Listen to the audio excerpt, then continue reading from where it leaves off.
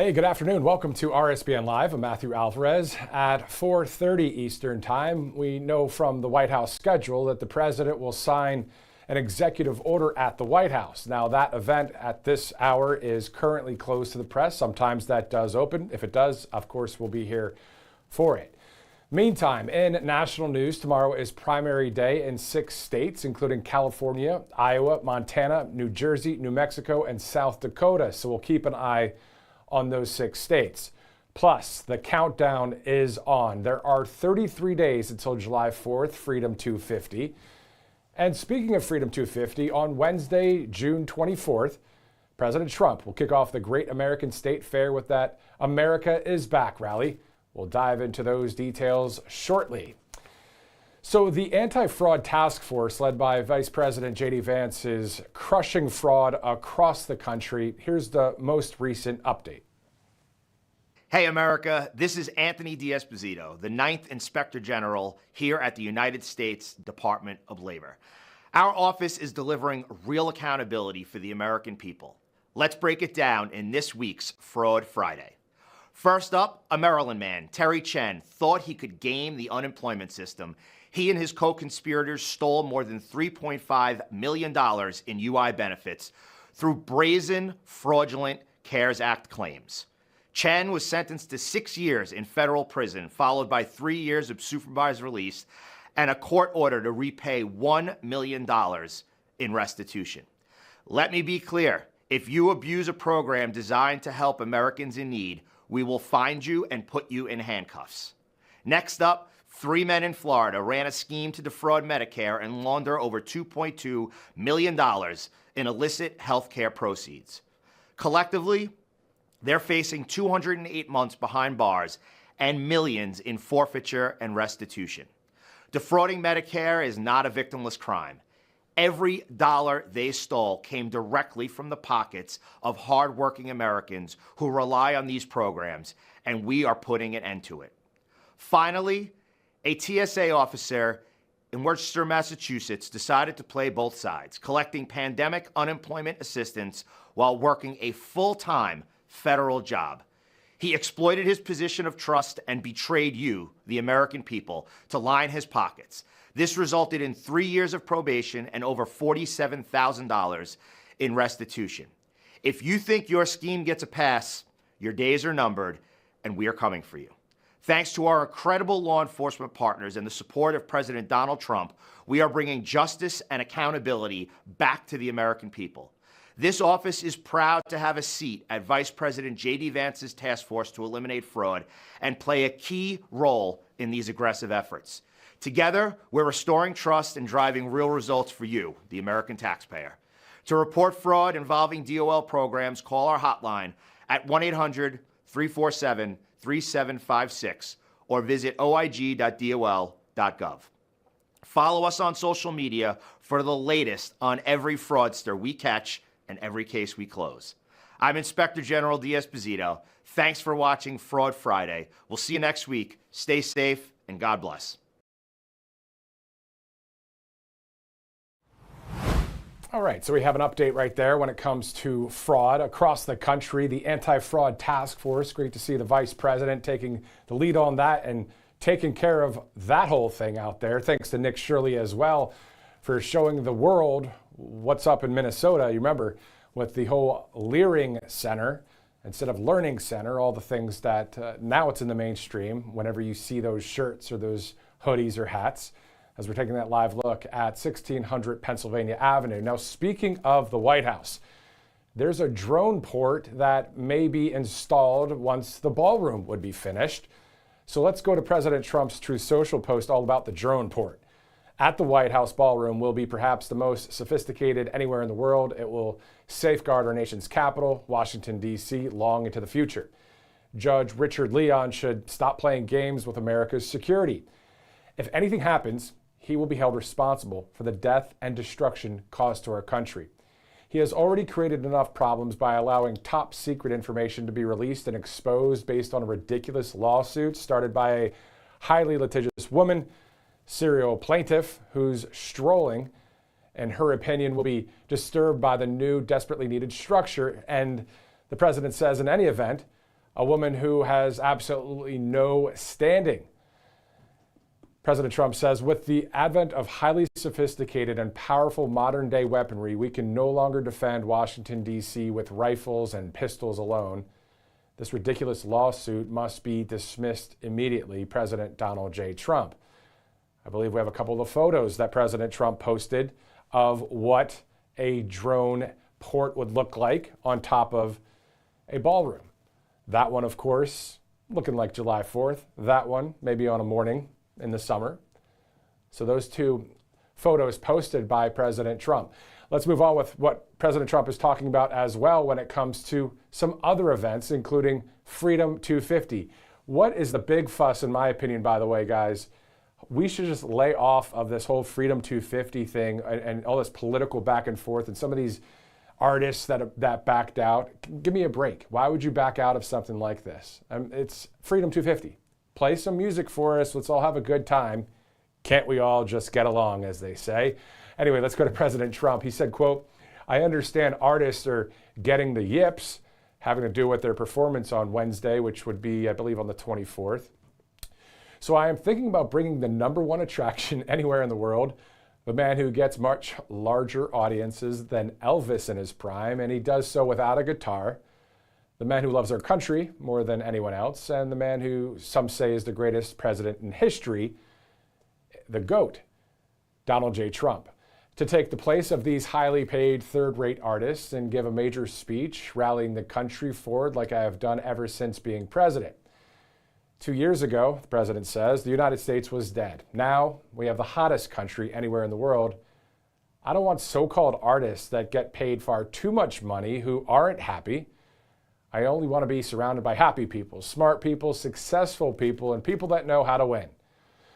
So by copy of this truth, of course, this was a few days ago, President Trump said, I am ordering my representatives to look at the feasibility of doing an America is Back rally on Wednesday. That would be June 24th, Washington, D.C., same time, same location. Only great patriots invited. It will be a wild and beautiful celebration of America, President Donald J. Trump. So it looks like we'll be seeing President Trump. Again, we started our broadcast with those details when it comes to, specifically, we are 33 days until July 4th.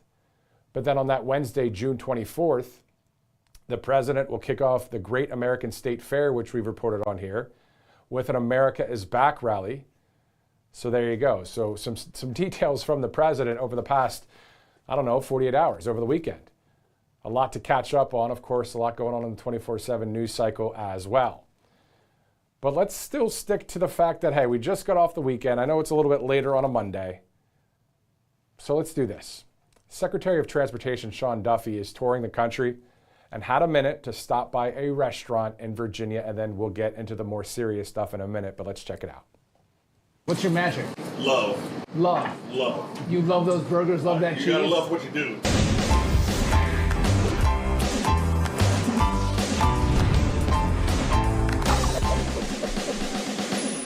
I'm here in Lynchburg, Virginia at the Texas Inn.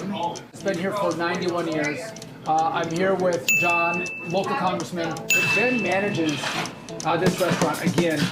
The Western Inn has been here for 91 years, is that right? Yeah, it'll be 91 years in October. You can get off the beaten path. You can find all over the country really cool places like this that have really cool history with really good food, and you get a little better local flavor because this is where the local community actually comes and we'll have a burger and talk to each other. Where you'll move them in and move them out, but it's almost a meeting place. Oh, yeah. Welcome.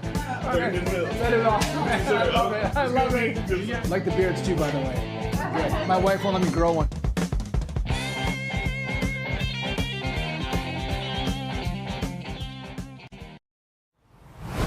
All right, so this all brought to you by some great sponsors, including mypillow.com/RSBN. Of course, you'll be able to see that specific information right there. The warehouse moving sale, save up to 80% on all sorts of products, all sorts of great quality products there with Mike Lindell. Of course, mypillow.com/RSBN.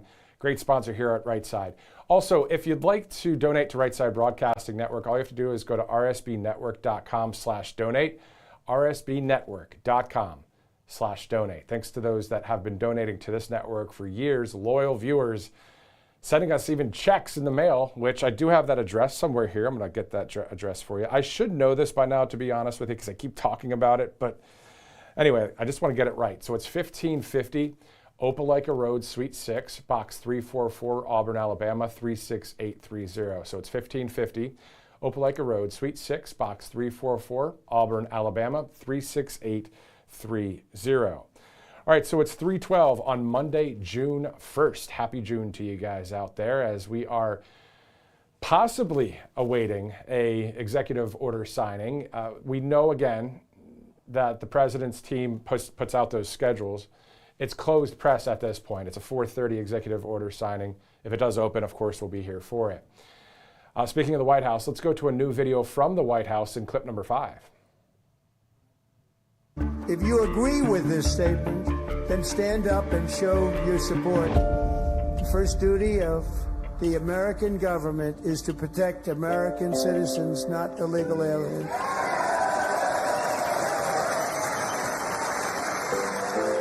You should be ashamed of yourself not standing up.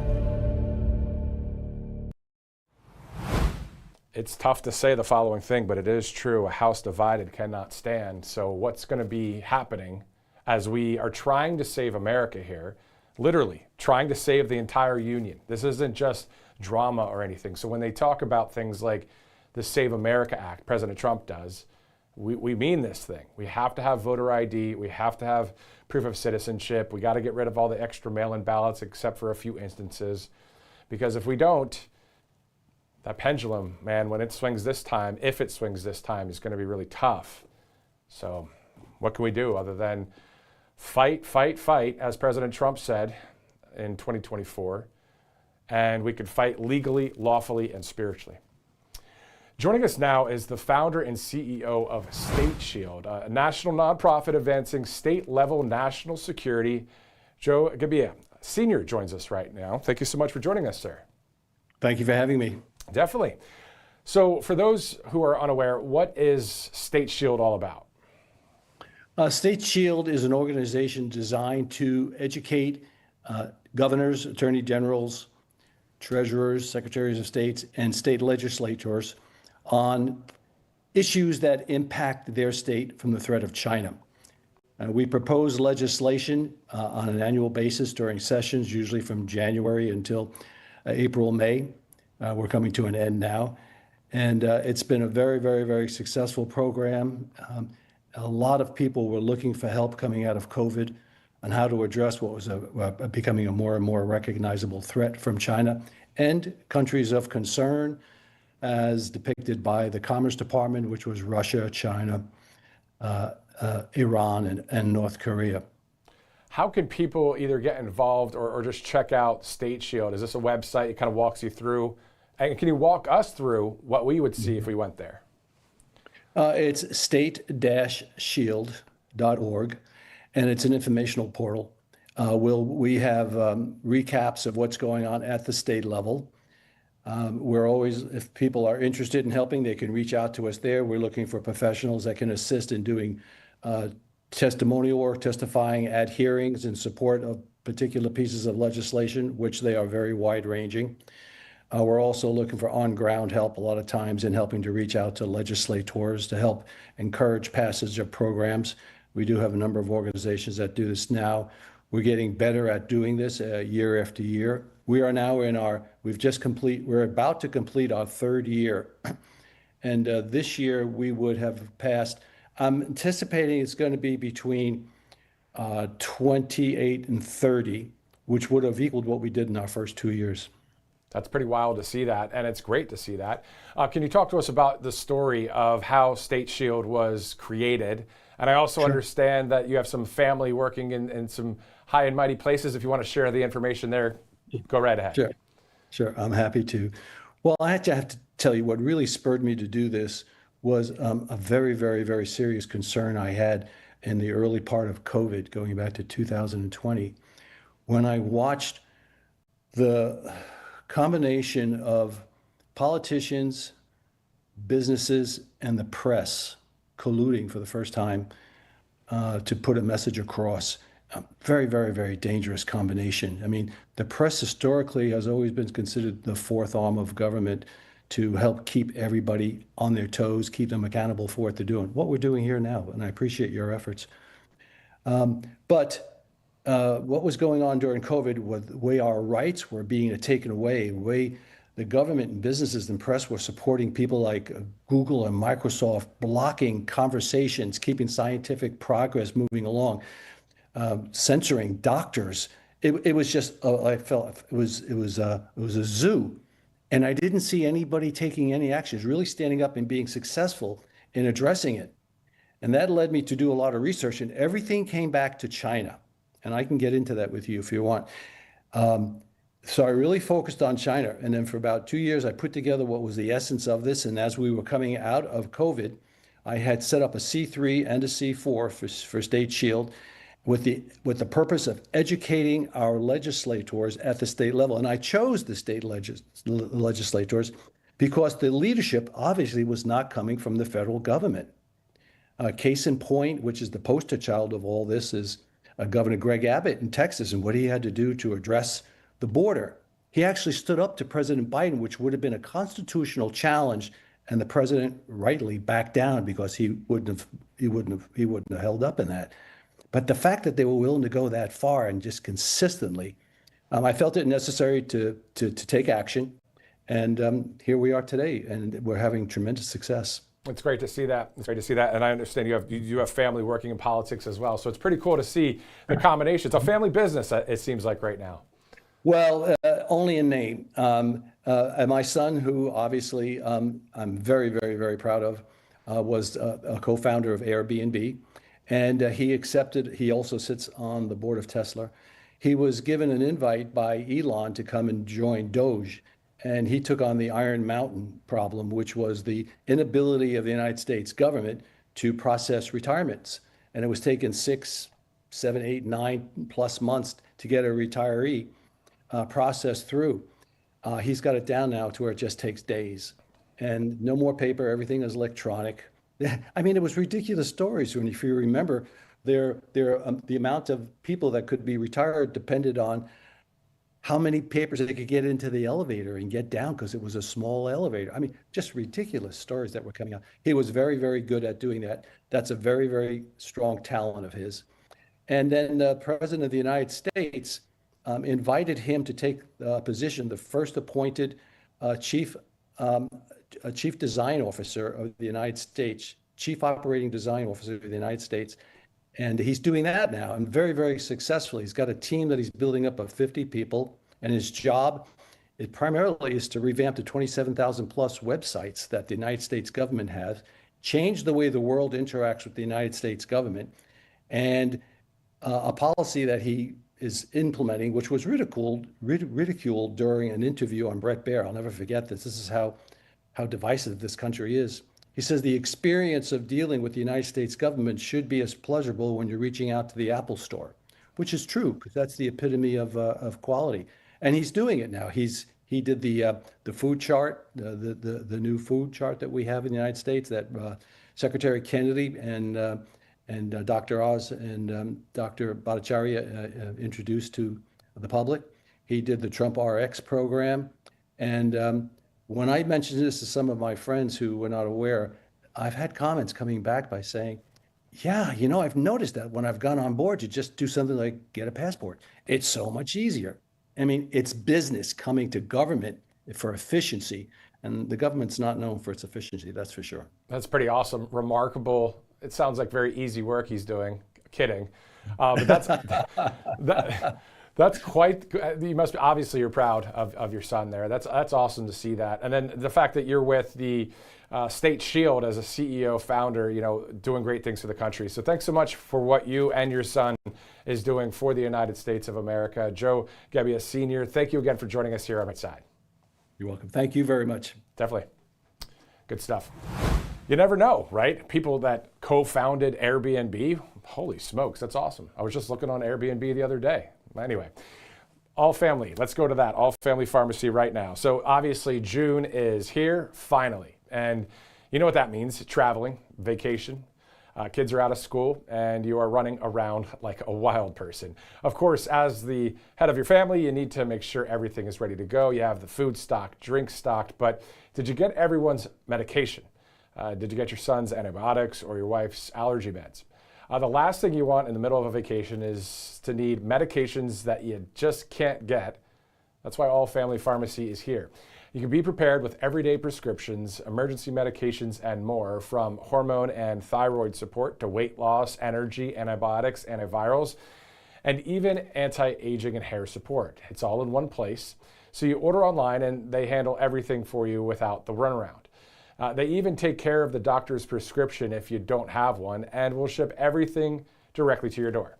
So get what you need now so you don't have to worry later. Go to allfamilypharmacy.com/RSBN and use that RSBN 10 promo code. You get prepared for the summertime. Here we are, it's June, we're there. Again, that's allfamilypharmacy.com/RSBN and use that RSBN 10 promo code at checkout. You get that 10% off. For the first time since World War II, our national debt held by the public has exceeded GDP. America, of course, this is a wake-up call. Our crucial mistakes of the past, specifically reckless government spending, have caught up with us. So what's next? Higher inflation or higher prices, higher cost of living. The expenses are just off the charts. Higher interest payments on the national debt.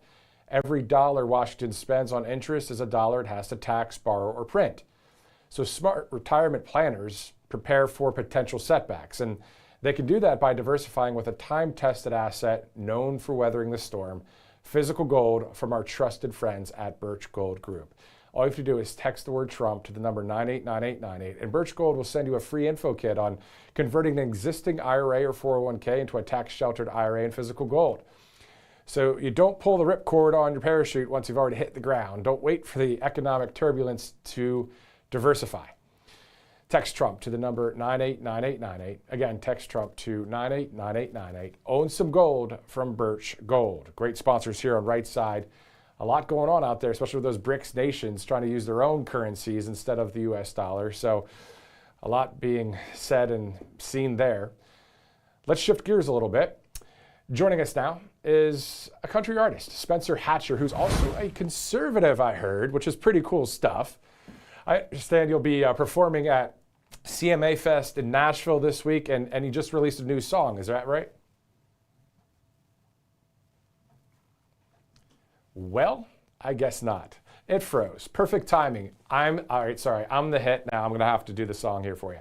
Let's take a quick commercial break. We'll be right back here on Right Side. I lost you there for a minute. I got you now. Oh, okay. Are we still on, guys? I guess we're still on. All right, cool. All right, so Spencer Hatcher, I know you're going to be at CMA Fest this week. Is that right? Yes, sir. That's right. And I'll be performing two separate shows, one at Chiefs on Broadway on June 4th, and then actually one tomorrow at the WME Block Party in the Losers parking lot, the Losers Bar. So it's a very busy week. It's a very exciting week here in Nashville. That's awesome. Yeah, so Eric Church's spot is Chiefs, right? And then for those that have been to Nashville, I've been there before. You've got Winners, the bar, you got Losers, the bar, and you can see all sorts of country stars there. You'll be there tomorrow, you said. Let's talk about your newest song out there. What's it titled, and what does it represent? The newest song is Turn This Town, and I was actually blessed enough to be a writer on this song. It's a very traditional sounding country song. It's what I call real country music. It's got the pedal steel, it's got the fiddle, and it's just about everybody getting together, having a good time, turning the town into a party, basically a honky tonk, enjoying the music and just having fun, which is what I think country music was built on. That's exactly right. I've been to the Ryman Auditorium there, was on stage. You could go through the tour and stand up there with a guitar and it says Ryman. I'm that guy. I have to try it out. It's pretty cool stuff, right? Absolutely. So your thoughts about John Rich, Travis Tritt, Jason Aldean, and others who go out there and say, you know what, I'm all about God, family, and country. What are you going to do about it? What are your thoughts about that? Well, I've always been one that's not really scared to stay what I believe and to stand up for what I believe. And God, country, and family is, those are the most important things, in life to me. And I've always said every single show, I always do a gospel song always do a patriotic song, and I put my family, above everything aside from God. And it's something that America was founded on. Some of those beliefs are not as prevalent today, unfortunately, but it's what I believe. It's what I was raised believing, and I'll always stand by it. And isn't it awesome in Nashville, in Music City, USA, 90% of the people there, no matter where they're from, are God-fearing, loving family country in the United States. That's what's fun about Nashville, because good music, good times, and you're all a bunch of patriotic people. So it's a good time, isn't it, in Nashville? Oh, absolutely. It's filled with lots of great people, and the majority of them all love country music. So that's, maybe the best part of all. Yeah, no, it's easygoing in that sense too. And there's some other music there too. I was surprised to hear other genres, which is awesome because it is Music City, USA, so it's pretty cool. So outside of CMA Fest and outside of, as you're starting, getting out there more, if I were to go to Spotify, which song on there should I go to, or which song should anybody that's listening right now, what should they do? Truthfully, I believe all the songs that I've put out to this point is a very good representation of who I am as an artist. What I believe, it's very country music. It's not over here's a pop song, over here's a kind of rock country song. It's raw traditional country music. I would point people in the direction of either When She Calls Me Cowboy or Honky Tonk Hideaway, or my newest song, Turn This Town Into a Honky Tonk. They're very, like I say, very country. And I know that I like the songs. I'm very, very proud of them. And the general consensus is that the country music community really likes the music. So check those out for sure. Yeah, definitely. And then finally, can you share some of your country artist icons that you look up to? Oh gosh, it's so many of the guys from like 1990 and back. I love a lot of the new guys too, but people like Keith Whitley, Conway Twitty, Hank Jr., George Jones, Merle Haggard, all those guys are people that I grew up listening to, and in a way, modeling a lot of what you hear today in my voice and my music after. It's all that I know, and it's what I love. It would be those guys. Where are you from? I'm from the Shenandoah Valley of Virginia, just north of Harrisonburg, and I'm in a small town. Broadway, Virginia is my home. Awesome. And now you're down to Tennessee, right? Yes, sir. I'm in Nashville now. Awesome. Good luck to you. Thanks so much for joining us here on Right Side. Again, thanks for being real out there and talking about conservative values and not being afraid to do that. Hey, always. Thank you all so much for having me. Definitely. Before I let you go, I had one more question for you. You know how there are some, I don't know if you want to get into this or not, but there are some liberal country artists in Nashville that are pretty well known. Do you guys, what's it like? Do you guys kind of stay away from each other, or do you guys, what is it like? Well, for me personally, I don't really bring politics to my show. I'm very outspoken on being an American, loving America and the country that I'm from, my faith and my family. But as far as, being conservative or liberal and discussing that on stage, I just as well keep that just to my own personal beliefs, and I just keep it away from my music and whatnot, because it's more of an opinion that people have. And to me, those that want to use their stage and their platform as a podium, they can do that. But for me, it's more about the music and what I was raised on, being faith, country, and family. That's awesome. It's kind of the Dolly Parton kind of way of just not opening up in those areas and just playing music for the people. So it's awesome to see that. Spencer Hatcher, country artist, thanks so much, and have a great time in Nashville. I'm sure it's going to be a good time at Chiefs.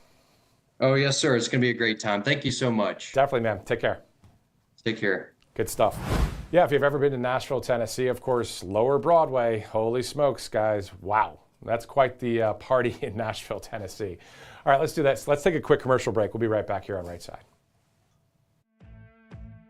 Welcome to Right Side Broadcasting Network, your trusted conservative news outlet. At RSBN, we deliver the truth when the mainstream media falls short. Since 2015, we've proudly broadcasted every single one of President Trump's iconic MAGA rallies, bringing you the excitement and energy live before anyone else. By watching RSBN, you get an unfiltered front row view of the action on the ground. We interview the crowds to give a voice to millions of Americans just like you. We show you President Trump's speeches in their entirety, free from interruptions and censorship. We cover the stories that matter to you with the integrity and passion you deserve. Thank you for choosing RSBN as your home for America First News. Together, we stand strong, united, and informed. So join us and be part of the right side of history. Hey y'all, it's Silk from Diamond and Silk Chit Chat Live. Look, don't forget to watch my show right here at Right Side Broadcasting Network, and I want you to support Right Side Broadcasting Network. It's imperative that you do so, okay? Bye-bye.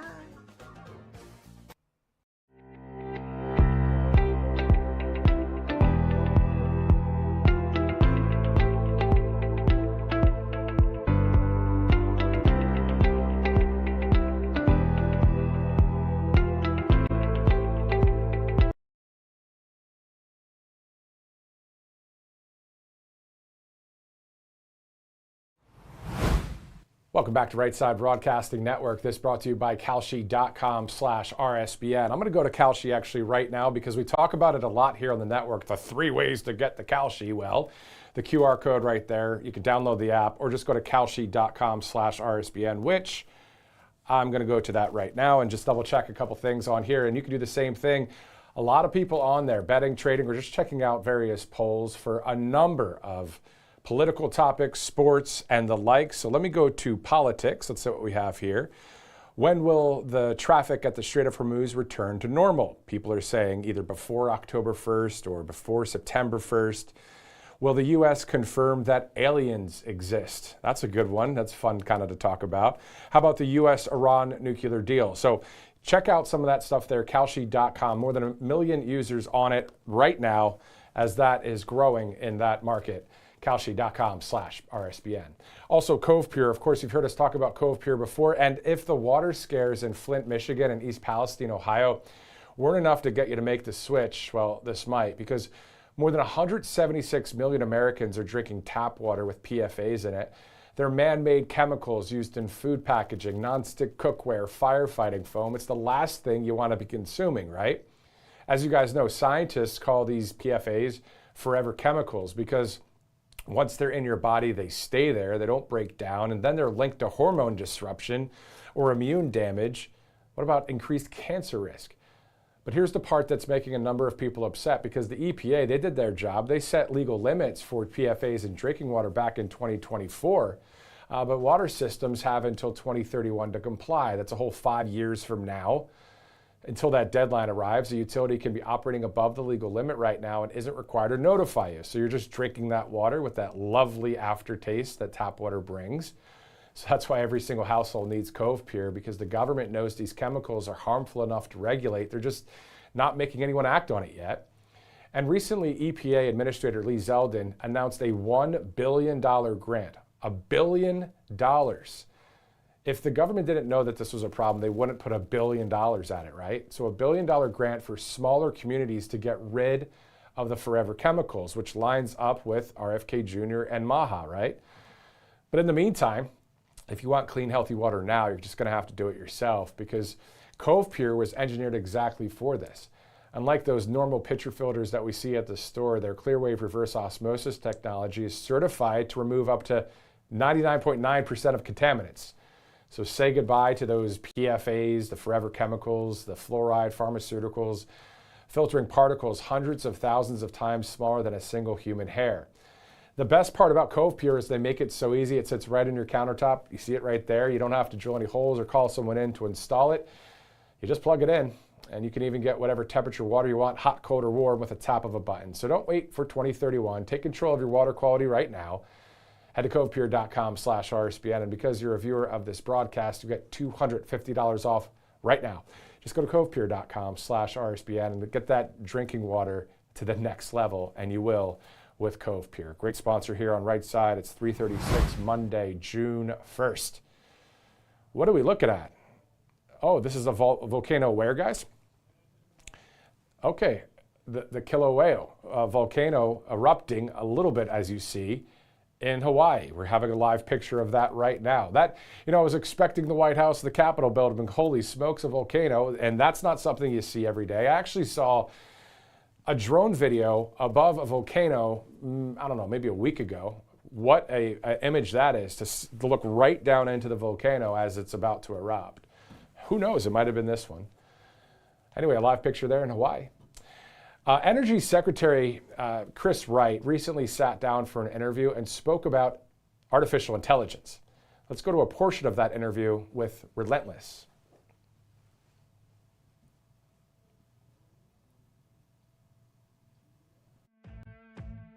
Welcome to Right Side Broadcasting Network, your trusted conservative news outlet. At RSBN, we deliver the truth when the mainstream media falls short. Since 2015, we've proudly broadcasted every single one of President Trump's iconic MAGA rallies, bringing you the excitement and energy live before anyone else. By watching RSBN, you get an unfiltered front row view of the action on the ground. We interview the crowds to give a voice to millions of Americans just like you.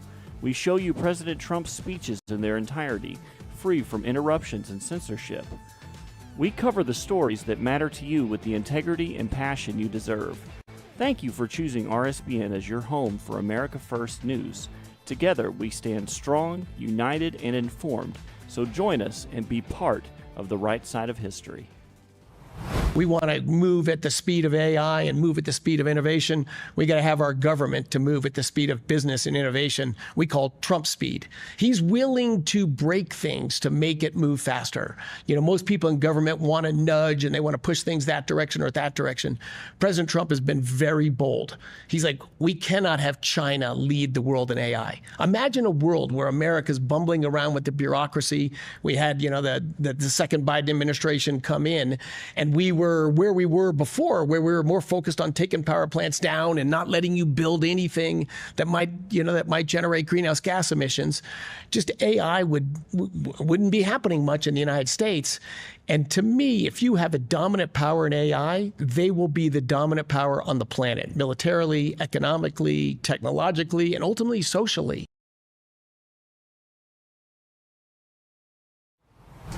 All right, let's go from the Department of Energy to the Department of War, as the Secretary of War, Pete Hegseth, he just returned to the States after an overseas trip. Let's take a look at some of the highlights. Of the United States subsidizing the defense of wealthy nations is over. We need partners, not protectorates. We seek alliances built on shared responsibility, not dependency. This is the maturation of our alliances in a new era. It's a vision that puts our alliances on a sustainable footing, ensuring they are fit for the challenges of this century, not the last. This shift is not a matter of choice, it is a matter of strategic prudence. The National Defense Strategy makes clear that the old toothless, utopian, and globalist course of foreign policy was headed for a disaster. That all changes under President Trump. Our approach is one of flexible, practical realism that looks at the world with a clear-eyed perspective that is essential for serving vital interests. And nowhere is this clarity more important than in the Pacific. What we seek, and what the President has constantly articulated, is a genuinely stable equilibrium that works for Americans as well as our ally, a favorable but durable balance of power in which no state, including China, can impose its hegemony and hold the security or prosperity of our nation and our allies in question. The United States seeks to preserve the conditions that have long underwritten peace and prosperity in this region. We are the power working to sustain equilibrium, not to disrupt it, plain and simple.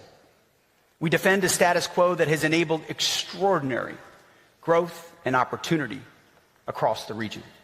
Our interests in the Pacific are significant, but they are also scoped and reasonable, defined by a favorable balance of power in which sovereignty is respected, commerce flows freely, and nations retain the freedom to make their own choices. This is the balance America upholds and will not allow others to overturn.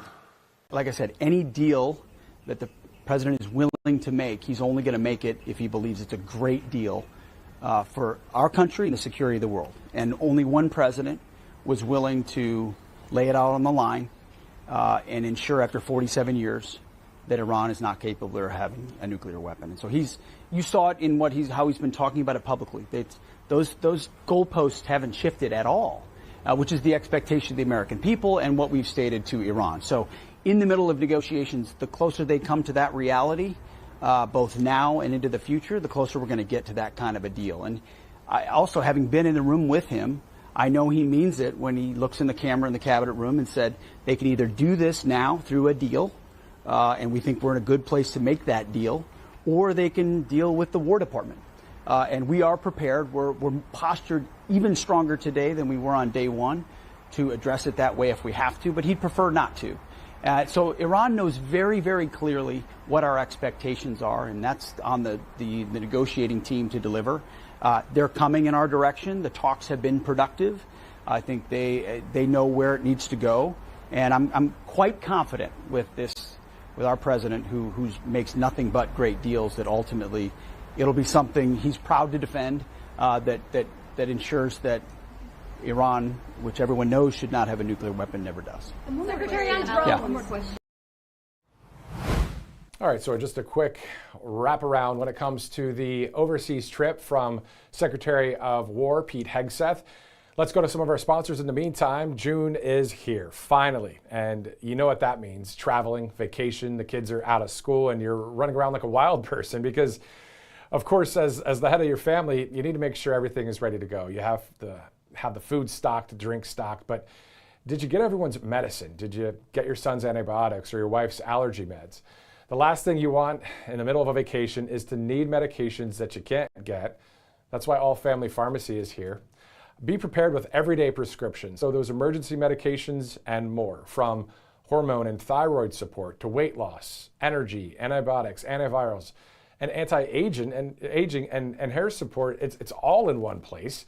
You order online and they handle everything for you without the runaround. So they even take care of the doctor's prescription if you don't have one, and will ship everything directly to your door. So you can get what you need now so you don't have to worry later.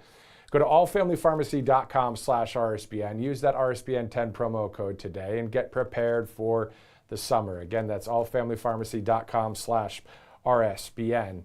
10% off at checkout. Let's also go to Birch Gold Group. Specifically, for the first time since World War II, our net national debt held by the public has exceeded GDP. America, we know this is a wake-up call. Our crucial mistakes of the past, specifically reckless government spending, have caught up to us. What's next? Higher inflation, higher prices, higher cost of living expenses, and higher interest payments on the national debt. Every dollar Washington spends on interest is a dollar it has to tax, borrow, or print. So smart retirement planners prepare for potential setbacks. And they can do that by diversifying with a time-tested asset, of course, known for weathering the storm. Physical gold from our trusted friends at Birch Gold Group. All you have to do is text the word Trump to that number you see on your screen there, 989898, and Birch Gold will send you a free information kit on converting an existing IRA or 401k into a tax-sheltered IRA in physical gold. Of course, you don't pull the ripcord on your parachute once you've already hit the ground, so don't wait for an economic turbulence to diversify. Text Trump to that number, 989898. Again, text Trump to 989898 and own some gold from Birch Gold Group. Great sponsors here on Right Side Broadcasting Network. Before we get to our next live interview, and before we get into some of the live chat, which, yes, we're bringing that back today, per the Wake Up Right newsletter, our COO, Grace Sedania, told us about this, told me about it actually, this Wake Up Right newsletter, and I saw a couple things that were interesting today. CNN launched on this day in 1980, June 1st. It was great then. It was some good breaking news coverage, but we know what happened since then. New York City ranks as the worst U.S. city to start a career. Also, the United States has killed 202 in drug smuggling boat strikes. And also, we'll be talking about this later in the broadcast. We're going to go to New York City and interview Robert Burkhead. Of course, he's joined the show before. Because New York City, the mayor there, paying $5.2 million salaries from Mamdani's propaganda team, controlling the information and how it flows and all of the things. So we'll go into New York in a little bit. Before we do that, Let's go to our live interview right now here on Right Side Broadcasting Network. Joining us now is someone who just wrote an op-ed for Fox News Digital. Big tech is through harming our children. This is our time to fight back. This is Norman Woods. He joins us right now. Norman, thanks so much for joining us here on Right Side. Hey, thanks for having me. Definitely. Let's talk about that op-ed. What specifically are you referring to when you're saying big tech is through harming our children? This is our time to fight back. Yeah, so there's some really encouraging things happening across the nation right now when it comes to parents and grassroots organizations fighting back against the harms of big tech. So if you've read the book Anxious Generation by Jonathan Haidt, or maybe the book Tech Exit by Claire Morrell, highly recommend, you see that, okay, kids growing up with lots of screen time is not great for them. But you also see the harms that are engineered directly into some of these platforms. And so we as a country, we've made two big assumptions that these court rulings and parent actions are starting to push back on. Those two assumptions are, first of all, that free speech is absolute on the internet, or almost absolute. So you can say whatever you want because it's the internet. And then the other is that it's the free market with zero regulations, essentially. You don't like what Facebook is doing, pick somebody else. You don't like what YouTube is doing, go somewhere else. And there is a layer of truth to that, but it's not absolute.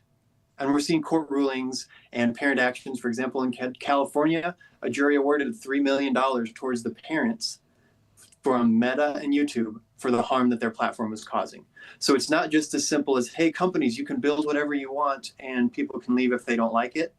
There may be time for some enforcement here, and there's some federal policies at play that could do some of that. And then people that are saying, well, hey, this is too much of a gray area with free speech, what would you say to them? So there's always going to be free speech questions. That's one of our top things that we hold here in our country and that we have to keep in mind. But let's take, for example, one of the bills that's before Congress and before a bunch of the states. It's passed in 3 of them. It's the App Store age verification concept. So this is the idea that a company shouldn't be signing contracts with a 10-year-old. They do all the time. Now, in the real world, we'd say, well, of course a company can't sign a contract with a 10-year-old, but they're doing it all the time digitally. So if we simply say, hey, company, if you know that the kid is underage, send a notification over to mom or dad's phone. They can click accept, and then they're the ones signing the contract. There's no speech questions. So for some of these policies, like the App Store age verification, you totally sidestep the speech question because it's just a contract question. Can companies contract with kids? And then what you automatically do with that is you open the door to enforcement of other federal policy, like what they call COPPA, C-O-P-P-A, the Children's Online Privacy Protection. Because we've got protections, for example, that tech companies can't mine your kids' data in certain circumstances, but it's based on knowledge that the person is a minor. So if big tech simply says, hey, we didn't know that the person was 10 years old, they can do whatever they want. Mm-hmm. You implement this age verification where the parent marks, hey, my kid is in this age bucket. Maybe they're 10 to 12, they're 14 to 16. Now the company can no longer say, well, we didn't know. And then those privacy protections are triggered.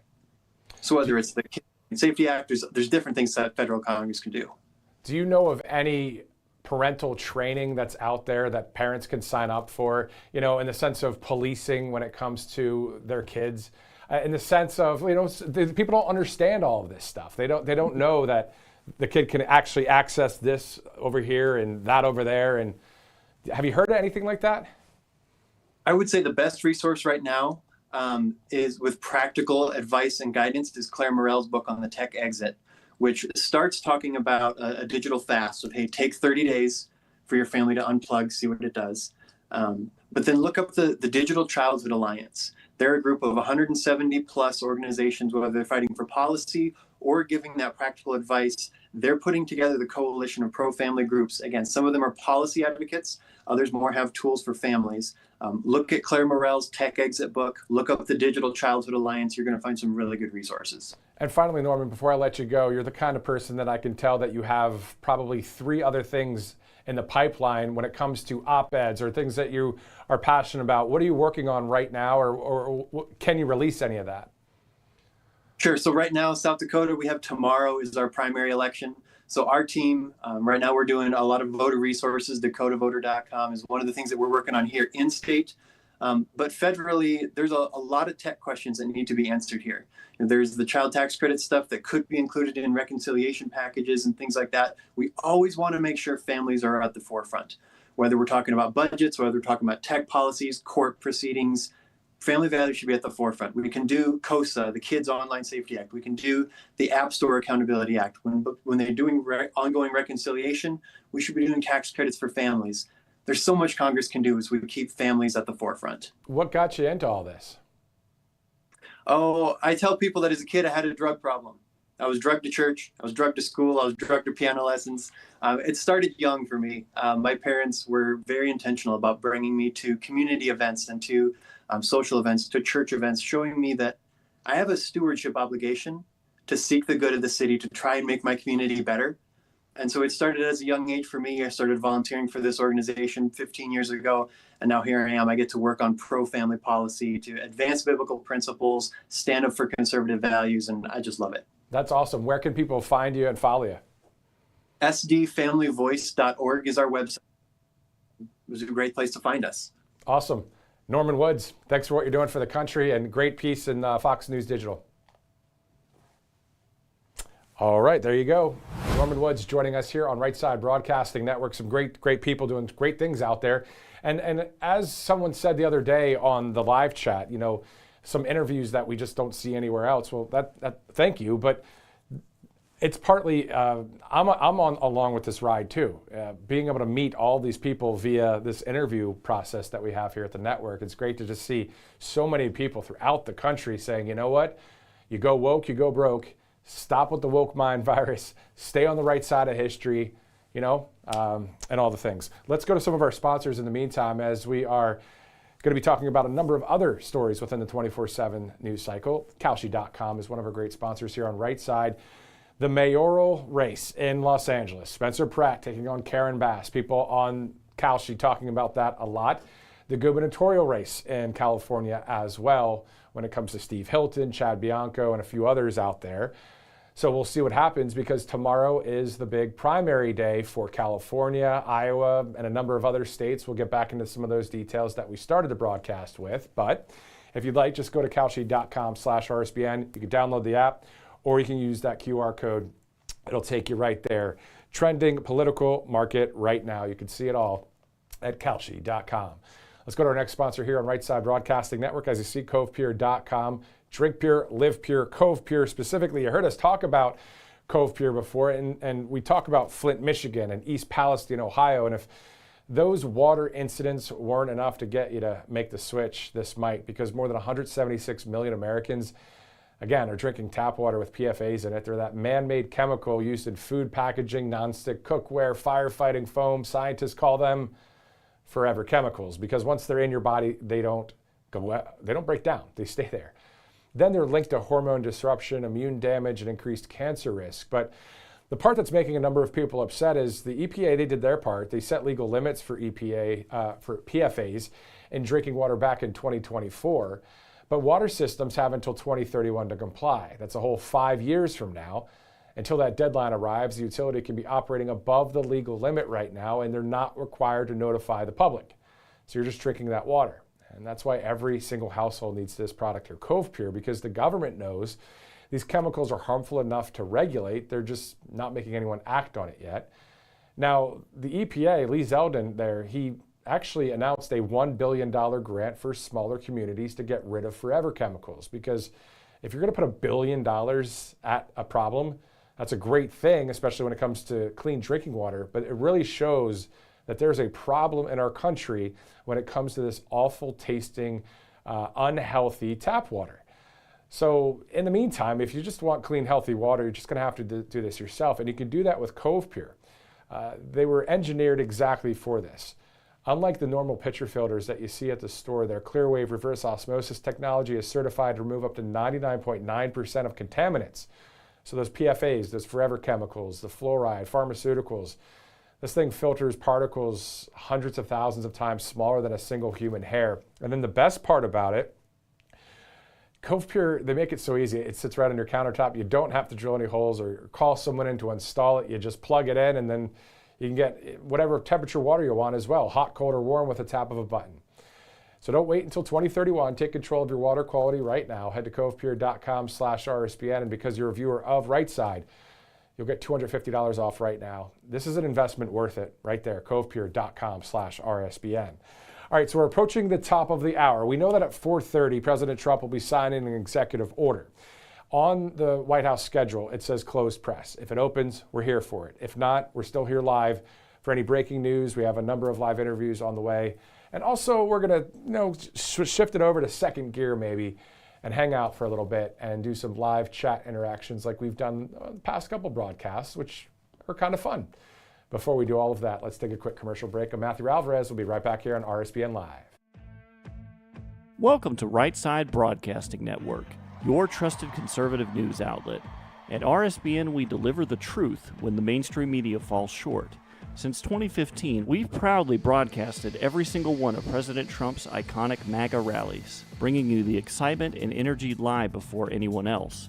By watching RSBN, you get an unfiltered front row view of the action on the ground.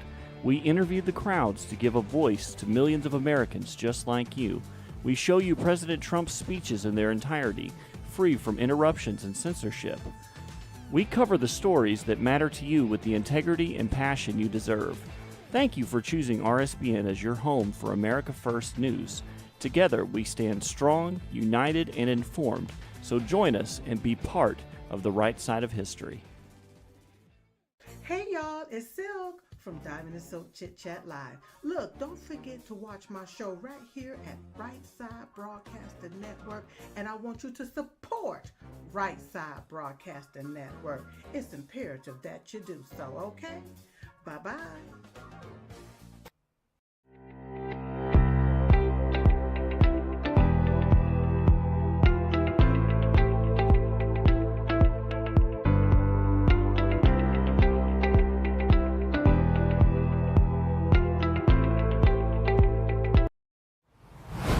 It is Monday. It is June 1st. We made it to June. Let's keep on, keep it on. And hopefully that Save America Act passes while we're at it.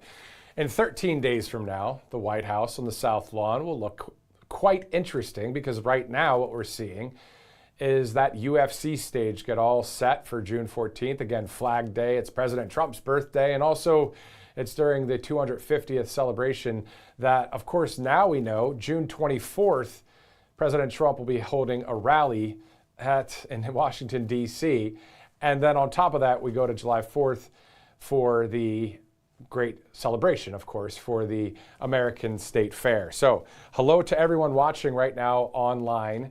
Of course, that's where we're streaming, which is still fascinating to me that we're not, airing over a bunny ear TV antenna right now. And we're not airing over, back in the day, it was an RCA satellite dish. I remember my family and I got this RCA satellite dish, and the Dalmatian dogs were part of the advertising. And the reason why we got the dish is because I'm a 49er fan. I have family out there in Sacramento, or I did have family out there. We traveled out there when I was maybe 16 or 17. I like football, and then Joe Montana for the 49ers and all that. So we were living on the East Coast. We never got the 49er games. Anyway, so we're not on an RCA satellite dish. We're not on a TV antenna.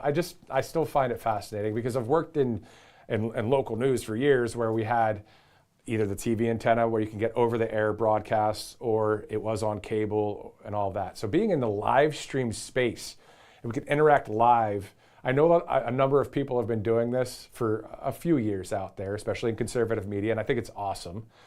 So now we're doing it, and I think it's cool, it's fun, it's great. So also, let's kickstart the live chat, though, as we kickstart it every time. Just let us know where you're watching from, and as it takes a minute for it to cycle through, it takes a second for it when it delays, you'll start seeing the answers there. But where is everyone watching from? So we'll start there. And then we have a couple live interviews coming up here in just a minute because a Patriot warrior, a retired Marine, Mark Geist, will join us once again. He's going to talk about his specific agency or his company, the Shadow Warriors Project. He talked about that pretty recently with us, but we're going to dive into that a little bit more. But let's go ahead and have some fun here on YouTube and, of course, on Rumble as well, as we're looking at various live chats. I'm going to pull it up here on the iPad here, and I will share my screen here so I can see it coming up here in a second. It takes a second. Anyway, so of course, what are you guys going to be doing, of course, for Freedom 250 July 4th? Are you guys going to be in D.C.? Are you going to be hanging with family? We'll see. Let me get to, there we go. Now we're getting there. All right, so we have Michigan. Okay, so rabbit ears. Thanks for saying that. Someone said Matthew Alvarez, boo 49ers. Well, come on now, guys. You know, you can't hate on the Niners too much. You know, Joe Montana in those days, right? Let's see what else we have here. The classic 72 box. Old school Matthew. There you go. Carolyn Jones, hello to you. Let's see what else we have here.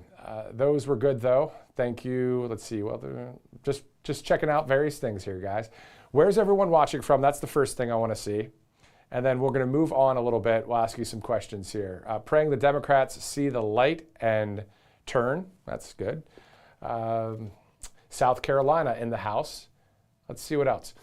You're seeing this, to be honest with you, I like being transparent with you guys because it's something you might not see in mainstream media too much, but you know, this is something that's super new for me, as you might be able to tell. So I've never really done this much before, and you got to start somewhere, right? Anyway, Michigan, Oceanside, California by the pier. Ohio, OHIO in the house, the Buckeyes. I know I've seen Michigan as well when it comes to the Wolverines. Guys, thanks so much for watching with us here. And of course, if at 4:30, which I haven't heard word that it's going to happen, but the president is going to be signing an executive order according to the White House press schedule. If that opens up, we'll have it. If it doesn't open up, of course, we're here for any live breaking news. And also, we have a number of interviews we have to get to and some videos to play for you as we are live here, really without much of a script. I mean, I have somewhat of a script, but it's not like I have a teleprompter like in traditional TV stations, which I kind of like more on the fly. The live kind of feel is pretty cool. Anyway, let's see what else we have here. I got to get to some of my questions that I have here for you. Let's see. All right, I'll try this. This is my first time trying something like this, so here we go. Bear with me. If you could have dinner with one founding father or modern American hero, who would it be and why? So I'm going to give that a second. If you could have dinner with one founding father or modern American hero, who would it be and why? So we're going to wait for that to cycle through. And then, of course, we'll get to our live interview coming up here any minute from now. Let me get back to reading some of the comments here. One thing with TV is they always said back in school days, they were saying, you know, don't let there ever be any silence. You can't be quiet. And so I've had that like kind of programmed into me over the years. I've always talk, or interviewed. But they just sit there. I don't know. I'm not used to that yet. And for some reason, it's not connecting to AirPlay right now. So what we'll do is we'll scratch this for now. Guys, thanks so much for kind of having fun here with me. And hopefully we'll get a little bit better skilled at the live chat flow. Anyway, let's do this. Is Mark Geist on, guys, by chance? Not hearing. Okay, so he's not on right now at this point. Why don't we do this? Let's go to one of our videos then in the meantime. Let's go to clip number, 7. As recently Treasury Secretary Scott Bessent spoke about the Trump administration's economic security doctrine in remarks to the 2026 Reagan National Economic Forum. Let's take a look. Thank you very much. It's an honor to be here, and I'd like to thank the Ronald Reagan Presidential Foundation and Institute for inviting me to join you today. Of course, this year's forum carries special significance as we celebrate 250 years of the American story. But milestones of this magnitude demand more than ceremony. They ask something of us. They invite us to reflect not just on the creation of our country, but on its condition. And as we focus today on America's economic future, they compel us to confront and correct decisions that have diminished our sovereignty in recent decades. President Reagan himself understood that renewal begins with reflection. One thing that has made our republic great, he said, is that we don't hide from our mistakes. We learn from them. Then we go on and do things better than we did before. Better than we did before. That is the spirit in which I want to speak with you today, with candor and with confidence in our capacity to deliver another 250 years of American economic leadership. The truth is that for too long, America had been asleep. We mistook comfort for strength. We substituted efficiency for resilience and consumption as a measure of prosperity. We told ourselves that so long as goods were cheaper overseas, it did not matter whether factories went dark in Michigan, Ohio, or Pennsylvania. We assumed that supply chains would always function smoothly and adversaries would always behave responsibly, and the invisible hand would correct vulnerabilities that too few in public life had the courage to confront. And while we reassured ourselves with those assumptions, risk accumulated all around us. Somewhere along the way, we lost sight of a foundational principle that previous generations understood instinctively. Economic security is national security. For a nation that cannot manufacture, mine, ship, or refine its needs gradually, cedes its strength and sovereignty to others. That is a dangerous dependency for any country. It is an unacceptable one for the United States of America. Now, nations rarely cede their security in a single moment. More often, they drift into dependence through a series of politically expedient decisions. For our part, we made a series of mistakes, some bipartisan, others ideological, and many defended long after their cost became impossible to ignore. One was treating trade policy as though it existed apart from national strategy. We convinced ourselves that we could pursue commercial partnerships in one silo while managing security relationships in another, as if the world would honor these distinctions. But a nation that relies on a rival for critical inputs finances the rise of countries that do not share our interests and allows its productive base to erode while promising to defend the international order will find sooner or later that these two silos collapse into each other. As damaging as our willingness to extend strategic trust where it had been not earned. China's accession to the WTO and the granting of permanent normal trade relations were sold to the American people as steps that would level markets and moderate behavior. Instead, we left our workers to compete against state-led subsidies, excess capacity, and practices that distort trade and undermine reciprocity. We assumed the rules-based system would discipline these behaviors only to find that in too many sectors it accommodated them, and that in the name of efficiency, we began to celebrate just in time while neglecting just in case. The pandemic did not create our brittle supply chains so much as expose them. Suddenly, the world's most advanced economy found itself partially dependent on foreign suppliers for semiconductors, large capacity batteries, critical minerals, and medicines that we no longer produced here at home. Regrettably, our recovery from the pandemic did not bring reform under the prior administration. Today, the United States still imports most of its rare earth minerals that are essential to the technologies that will shape military and economic power in the 21st century. Only a small share of the active pharmaceutical ingredients that we use in the United States are made here. And American shipbuilding capacity, which once helped to secure victory in war and prosperity in peace, has shrunk to a fraction of global production. So when I say America has been asleep, I do not mean that no one warned us. In fact, many did. Workers warned us when their plants shuttered and communities decayed. Military planners warned us when supply chains narrowed. Manufacturers warned us about subsidized competitors and dump products. Public health officials warned us about pharmaceutical dependencies. The warning lights were glaring all around us. But our political class preferred the comfort of old formulas. Cheaper was always better, offshoring was inevitable, industrial policy was unfashionable, and strategic dependence was acceptable so long as the cost remained invisible. Beneath every one of those mistakes lay a more basic failure in our philosophy. In reducing economics to consumption, we forgot production.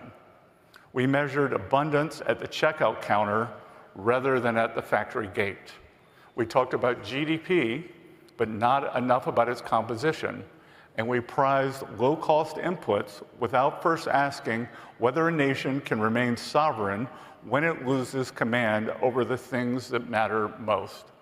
A country cannot outsource its industrial commons, ignore strategic concentration, and expect to remain secure.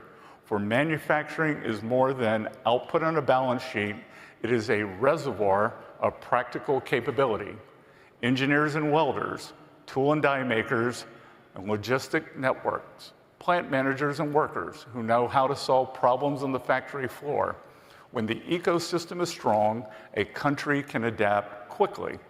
When it is hollowed out, adaptation becomes slower, more costly, and less certain.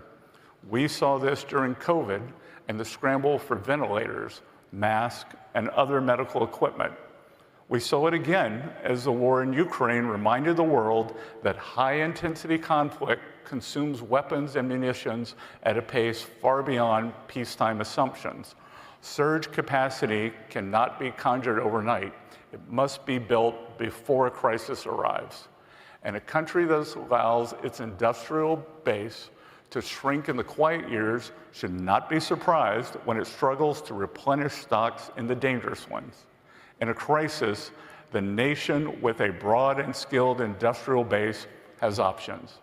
The nation that has hollowed out that base only has excuses.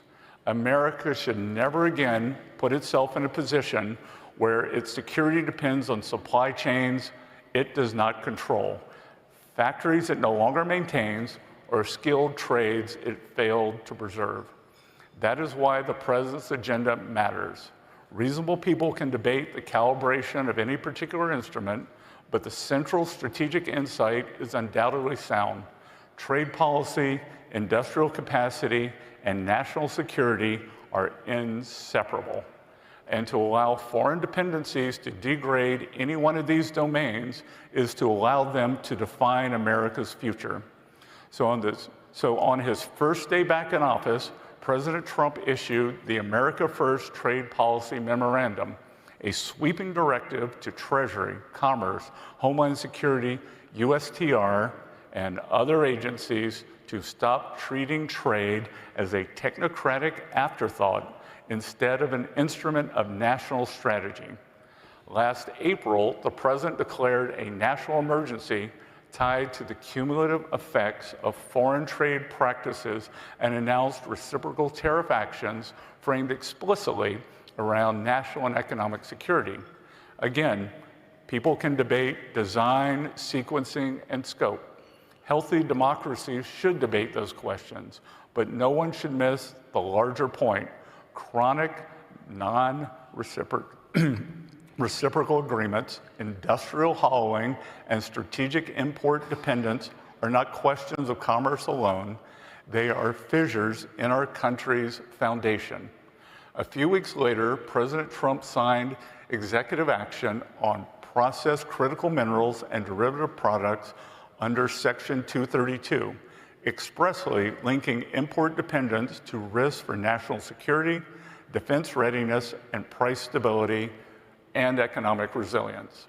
Some have tried to weaponize critical minerals against us, but this administration is ensuring they will not succeed. On maritime strength, President Trump signed an executive order to restore America's maritime dominance, established a new Office of Maritime and Industrial Capacity at the National Security Council, and called for a maritime action plan to rebuild U.S. shipbuilding capabilities. This is what it looks like to connect industrial capacity, logistics resilience, workforce development, and national security in one strategic frame. Finally, on pharmaceuticals, President Trump signed an executive order to fill the strategic active pharmaceutical ingredients reserve so that America is never again caught flat-footed when access to critical drug components is at risk. Last month, the White House also highlighted further action to impose tariffs on patented pharmaceutical products while noting parallel Section 232 investigations involving personal protective equipment, medical consumable devices, and robotics. The strategic message is unmistakable. Supply chain resilience in medicine will no longer be an afterthought. This broader reorientation is also visible in the administration's trade agenda for 2026 as we work to secure reciprocity, strengthen domestic production, and align America's external economic relationships with our core national interest. Taken together, these efforts reflect the broader principle that President Trump has articulated clearly. Economic security is national security. But let me be direct about what that doctrine does not mean. It does not mean retreating from the world. On the contrary, it means engaging with it on a stronger, fairer, and more sustainable terms. It does not mean severing ties indiscriminately. It means distinguishing healthy interdependence from dangerous overdependence. It does not mean rejecting efficiency. It means refusing to worship efficiency when efficiency leaves our nation exposed. And it does not mean treating allies and adversaries alike. It means bringing our trading relationships and our security relationships back into alignment by building supply chains with trusted partners where appropriate, rebuilding capacity at home where necessary, and ensuring that the economic architecture supporting American power strengthens American security. Of course, America still holds enormous advantages, among them the world's deepest capital markets, extraordinary innovators, abundant energy potential, leading universities, and unmatched entrepreneurial culture, and workers who can outbuild and outcompete anyone so long as the playing field is fair. All we needed was a government willing to declare that as decline is a choice, renewal can be one too. So yes, while America slept, our vulnerabilities grew. While America slept, too many leaders accepted failed supply chains as the price of modern life. While America slept, we let industrial policy erode and Main Street decay. We tolerated unfairness in the name of stability and conflated market access with strategic success. But America has awakened. We are alert to the fact that a resilient economy is the foundation of a strong republic, that we can measure the health of our economy not merely by what it produces, but whom it lifts, that secure supply chains matter as much as stock indices, that productive capacity is power, that trade policy, industrial policy, and national security policy must all fit together, or they will each fail separately. So let me end where I began, with President Reagan's reminder to identify where we went wrong and to recover our faith in what can go right. If we learn from our mistakes, if we rebuild what we neglected, if we reward production as well as consumption, if we prize resilience alongside prosperity, as President Trump has been doing, then this country will not simply patch over our vulnerabilities.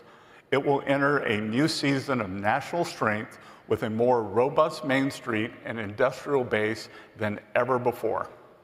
Safer supply chains, more secure medicines, more reliable access to critical minerals, a revived maritime capacity, a financial system aligned with a national purpose, and trading partnerships that reinforce rather than undermine our security relationships. Indeed, the strength of this republic lies in not denying that the old consensus failed.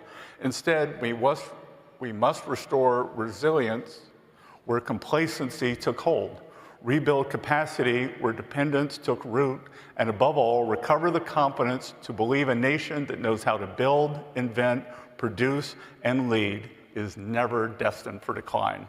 While America slept, our vulnerabilities grew, but under President Trump's leadership, we are alert to the risk we can no longer ignore, and attuned to the responsibility we can no longer defer.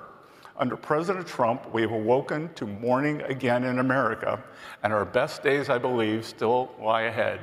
Thank you all. I look forward to exploring these themes in further conversation with Larry. Thank you. Treasury Secretary Scott Bessent at the Reagan Foundation there recently. That was aired in full, of course, and we are here live on Right Side Broadcasting Network. Let's go to some of our great sponsors in the meantime. allfamilypharmacy.com/RSBN. Of course, using the RSBN 10 promo code, you get that 10% off right out of the gate, and June is here finally. And we know what that means. Traveling, vacation, kids are out of school, and you're running around like a wild person because, of course, as the head of your family, you need to make sure everything is ready to go. You have the food stocked, the drink stocked, but did you get everyone's medicine? Did you get your son's antibiotics, your wife's allergy medications? Because the last thing you want in the middle of a vacation is to need medication that you just can't get. And that's why All Family Pharmacy is here. Be prepared with everyday prescriptions, everyday emergency medications as well, and more. From hormone and thyroid support to weight loss, energy, antibiotics, antivirals, and even anti-aging and hair support, it's all in one place. You order online and they handle everything for you without the runaround. Always good to have that, right? They even take care of the doctor's prescription if you don't have one, and will ship everything directly to your door. So get what you need now so you don't have to worry later. Go to allfamilypharmacy.com/RSBN and use that RSBN 10 promo code as we get prepared for the summer. Again, that's allfamilypharmacy.com/RSBN with that RSBN 10 promo code for 10% off. On top of that, let's go to Birch Gold Group, because for the first time since World War II, our national debt held by the public has exceeded GDP. America, of course, this is a wake-up call. Our crucial mistakes of the past, specifically reckless government spending, have caught up to us. And the question is, what's next? Higher inflation, higher prices, higher cost of living expenses, and higher interest payments on the national debt. Every dollar Washington spends on interest is a dollar it has to tax, borrow, or print. So smart retirement planners prepare for potential setbacks, and they can do that by diversifying with a time-tested asset known for weathering any of these storms: physical gold from our trusted friends at Birch Gold Group. Just text the word Trump to the number 989898, and Birch Gold will actually send you a free info kit on converting an existing IRA or 401k into a tax-sheltered IRA in physical gold. So you don't have to pull the ripcord on your parachute once you've already hit the ground. Just don't wait for the economic turbulence to diversify. So just text Trump to that number, 989898. Again, you can own some gold from Birch Gold Group and get that free info kit as well. It's 324 Central Time. Thanks again for joining us here on Right Side Broadcasting Network. In just about 6 minutes from now, President Trump will sign an executive order at the White House. This is an event that is currently closed to the press. Meantime, as we began our broadcast about an hour and 24 minutes ago, in national news, tomorrow is primary day in 6 states: California, Iowa, Montana, New Jersey, New Mexico, and South Dakota. So keep an eye on that. Of course, big races there, gubernatorial races in California, and the mayoral race, of course, in Los Angeles. So a lot at stake for a number of states. Plus, the countdown is on as there are 33 days until July 4th. Freedom 250 is 33 days away when it comes to our nation turning 250. And speaking of Freedom 250, on Wednesday, June 24th, President Trump will kick off the Great American State Fair with an America is Back rally. We'll dive into those details. Actually, let's dive into some of those details right now. I think it's clip number 3, Director, where we go to President Trump's recent Freedom 250 update. He says, "I understand artists are getting the yips." I had to look that up the other day. You might as well look it up too. It's interesting. I've never heard of yips before. But getting the yips having to do with their performance on Wednesday. So I am thinking about bringing the #1 attraction anywhere in the world, the man who gets much larger audiences than Elvis in his prime, and he does so without a guitar. The man who loves our country more than anyone else, and the man who some say is the greatest president in history, the greatest of all time, the GOAT there, Donald J. Trump, to take the place of these highly paid, third-rate, quote-unquote, artists. President Trump says, and give a major speech rallying the country forward like I have done ever since being president. and you've seen a lot of those rallies right here on this network, as you guys know. 2 years ago, the United States was dead. Now we have the hottest country anywhere in the world, the president says. I don't want these so-called artists that get paid far too much money who aren't happy. I only want to be surrounded by happy people, smart people, successful people, and people that know how to win. So, President Trump said this just the other day. So, by copy of this truth, I am ordering my representatives to look at the feasibility of doing an America is Back rally on Wednesday in Washington, D.C., same time, same location. Only great patriots invited. It will be a wild and beautiful celebration of America, President Donald J. Trump. So we know that event is going to be on June 24th, a huge rally in our nation's capital on the heels of getting ready to celebrate our 250th. Pretty awesome stuff. And as we get ready to celebrate our nation's 250th, the White House recently posted a video about one of our great founding fathers, Benjamin Franklin. Let's take a look.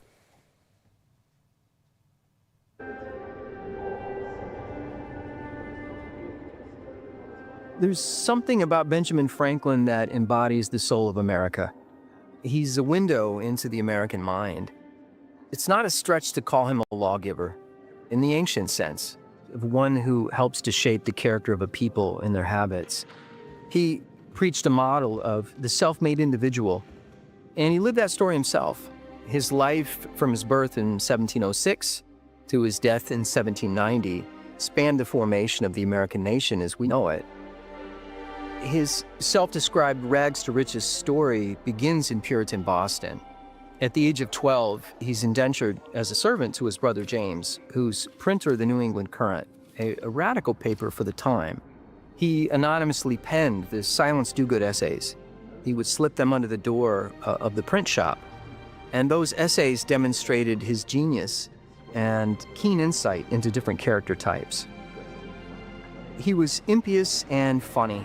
In one letter, Silence describes losing her father, who comes above deck to praise God for his safe travel across the Atlantic Ocean, and he's suddenly washed overboard by a huge wave. Franklin was stubborn and even a troublemaker. He liked to argue, to embarrass others in disputes, and especially over religion and politics, and he mocked the Puritan establishment. But Ben's genius cost him, both with the authorities and his brother, who placed Ben in charge of the paper when he was jailed for his politics. James was abusive and often beat his younger brother. And Franklin ran away, breaking the terms. As he puts it in the autobiography, he found himself in New York, nearly 300 miles from home, a boy of 17, but without the least recommendation or knowledge of any person in the place, and with very little money in his pocket. And so, hungry and exhausted, he traveled to Philadelphia.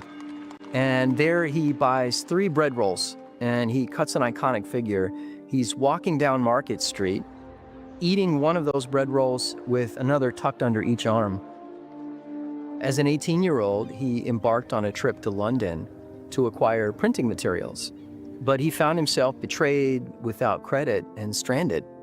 And while he learned much in London, Franklin was unsettled with the elements of his life. He records them as errata in his autobiography.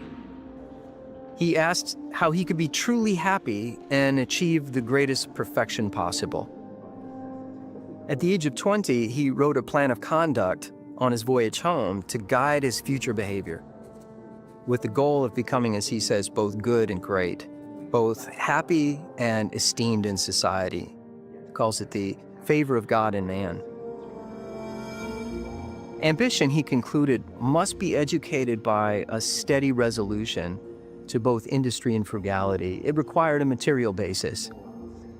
And so rather than war against human nature, Franklin sought to cultivate it as one would a garden. And he gives the same example for Philadelphia, which he compares to a garden. After acquiring the Pennsylvania Gazette, one of only 2 papers in the city, he launched the successful Poor Richard's Almanac. He included famous sayings to educate his readers, such as, "Early to bed, early to rise makes a man healthy, wealthy, and wise." To succeed in this new world, different virtues would be needed. And Franklin constructed a list of ancient, Christian and commercial virtues. He combined them, and then he also added a method to achieve them. But importantly, he couldn't do it all alone. Humans, he wrote, were social creatures, both naturally selfish as well as benevolent. And the self-interested desires for profit and praise could be channeled into public projects that benefited everyone.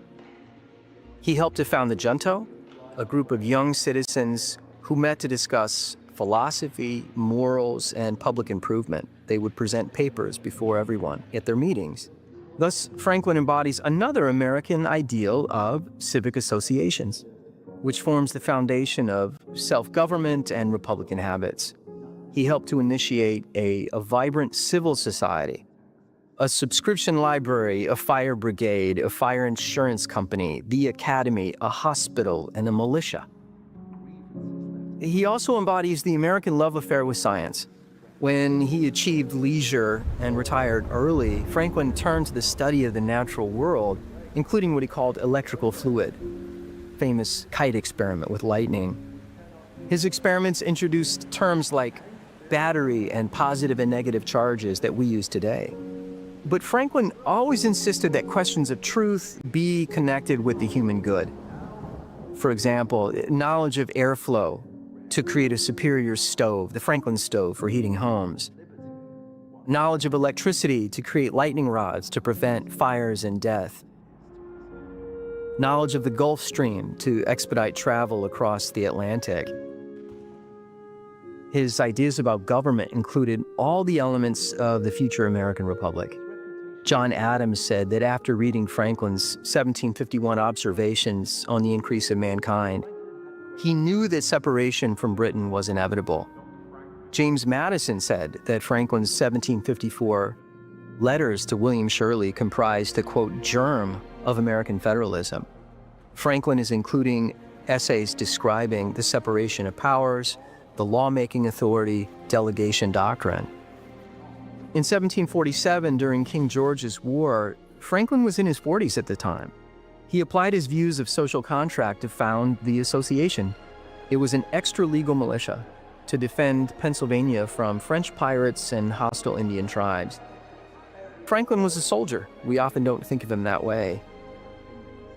In 1751, Franklin was elected to the Assembly. He sat on all of its standing committees. He drafted bills and responses to the governor during the tumultuous French and Indian War.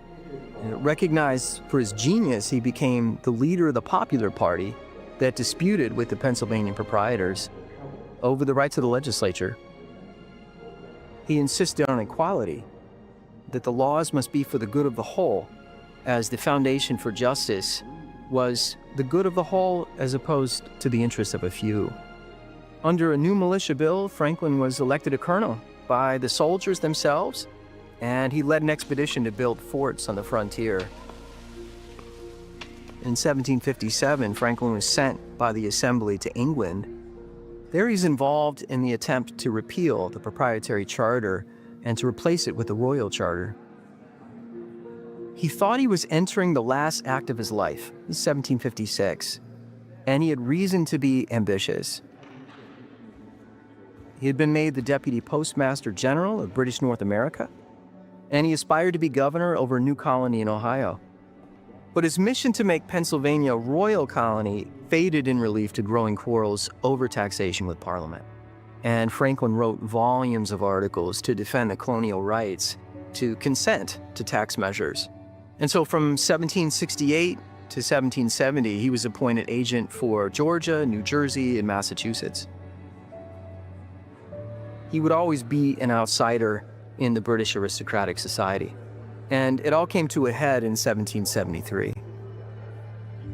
Having secretly obtained letters from Governor Thomas Hutchinson of Massachusetts, he wanted to blame the imperial disputes on Hutchinson. Franklin sent them to leaders in the Massachusetts Assembly, but when the letters created a scandal, he had to admit that he had sent them. And so in the cockpit, where Henry VIII had watched cockfights, Franklin was mocked for a solid hour by Solicitor General Alexander Wedderburn. Very witty, and he did this in front of all of the British lords. And so Franklin stood there, stone-faced, silent, refusing to respond. And so Franklin's career in Britain was over. He lost his position as postmaster, and he returned to Pennsylvania in 1775. But he displayed another American characteristic. He reinvented himself. Removing himself from public business for about a month, he met with those with whom he had been closest. Joseph Galloway in the Pennsylvania Assembly, and his own son William, who was governor of New Jersey. And the three stayed up late drinking, and Franklin then openly announced he was for independence. Neither agreed, and it would be the end of their relationships. As a Tory, William encouraged acts of terror against patriot towns, and Benjamin refused to intervene to release him from prison, his own son. Now Franklin took every opportunity he could to further the break between the two nations. He reorganized the postal system, this is all the age of 70, and served on committees that oversaw petitions to the king, the manufacture of saltpeter for gunpowder, the printing of paper currency, colonial arms and defenses, Indian affairs, foreign affairs. Franklin drafted the Articles of Confederation. He was also re-elected to the Pennsylvania Assembly. He was president of its Constitutional Convention, probably the most radical of all the new state constitutions, the 1776 Constitution that had unicameral legislature. His eyes were so tired he could hardly write at night, and eventually he resigned from several of those committees. But in February 1776, he traveled on a failed frozen mission to entice Canada to revolt with the colonies. He assumed he would die on the journey. It was Franklin's international reputation as a natural philosopher that proved most useful for American diplomacy. He gained access to leading men in foreign nations, Spain, Holland, France, to secretly fund the war. In June 1776, his French friend Jacques Barbeau de Bourg secured a shipment of arms. The United States was caught between a rock and a hard place. It must declare independence to receive aid from France, but it must receive aid to declare independence. And Franklin was on the committee that drafted the Declaration of Independence. Franklin made some key changes to Jefferson's draft. He changed the words sacred and inviolable. We hold these truths to be self-evident, Franklin added. He changed Jefferson's words, reduce them to arbitrary power, to reduce them under absolute despotism. And in his final key role, he accepted the mission to France. Franklin returned home in 1785. His last years were in public service, as much as he wanted to retire. He was elected to 3 consecutive terms as governor and was a delegate to the 1787 Constitutional Convention. He endorsed the new Constitution not as a perfect document, but perhaps as the best that the founders were able. And finally, he made a motion, which was not passed, for the clergy of the city of Philadelphia to lead the remaining sessions in prayer, lest the founders become, he says, like the builders of Babel. He said that during the Revolution, the same men had prayed for unity, but now they mistakenly thought they could found a nation without divine aid. And it was a comment on the necessity of a pre-political faith and loyalty, a common belief that binds a people together and transcends their partisan interests. Finally, Franklin agreed to be president of the Pennsylvania Society for Promoting the Abolition of Slavery. Its 1790 petition brought heated debate in Congress. For a man who would own slaves and servants, it was a fitting end to a life that embodied Republican ideals of equality, liberty, and self-reliance. Franklin was a true genius, a self-made man, a fervent Republican, and a man instrumental to the founding of the nation he so dearly loved.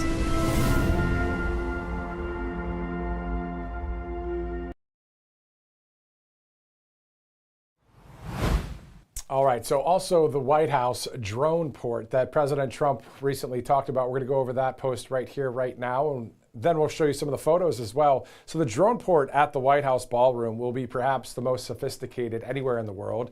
It will safeguard our nation's capital, Washington, D.C., long into the future. Judge Richard Leon should stop playing games with America's security. because if anything happens, he will be held responsible for the death and destruction caused to our country. He has already created enough problems by allowing top secret information to be released and exposed based on a ridiculous lawsuit started by a highly litigious woman, serial plaintiff, whose strolling, in her opinion, will be disturbed by the new desperately needed structure. In any event, the president says a woman who has absolutely no standing. With the advent of highly sophisticated and powerful modern-day weaponry, we can no longer defend Washington, D.C. with rifles and pistols alone. This ridiculous lawsuit must be dismissed immediately. President Donald J. Trump, and speaking about these drone ports, we saw them at the top of the broadcast. We'll show them to you again here if you didn't get to see it. This is obviously a rendering, a drawing of what it may look like on top of a newly constructed ballroom. That's one of the photos. And then President Trump posted this one as well. So we see a drone port, something I never even heard of, right? You never heard of a drone port, have you? Well, that's pretty cool stuff right there. So that's from the president just a few days ago on Truth Social. Switching gears now. So HHS Secretary RFK Jr. recently speaking about COVID and how public officials were openly lying about COVID to get Americans to comply. Those are not my words. Those are from RFK Jr. Let's take a look at clip number 11. And during COVID, we saw something that had a long runway, which was that the government was not always telling the truth to the American public, that science was being manipulated, that the messages that people were openly, regulatory officials at the highest level were openly telling what they called noble lies in order to get the public to do something that they genuinely thought that they ought to be doing. They would misstate the data, and we're not doing that anymore.